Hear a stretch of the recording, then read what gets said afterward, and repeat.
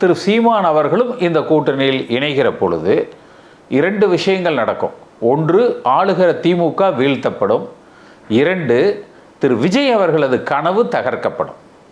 விஜய் இன்றைக்கு அவர் ஒரு பெரிய வாக்கு, அதாவது சொன்னாராம், அதாவது இப்போ 20% வாக்கு எனக்கு இருக்குது, இன்னும் பனையூர் விட்டு வெளியிலே போகலை, விஜய் களத்தில் இறங்கி போனால் அது ஒரு 30% வரைக்கும் உயரும் என்று சொன்னாராம். அவரே சொல்கிறாரா? அதான் அவர் சார்ந்த. ஓகே. ஸோ அப்போ அது ஒரு கற்பனை.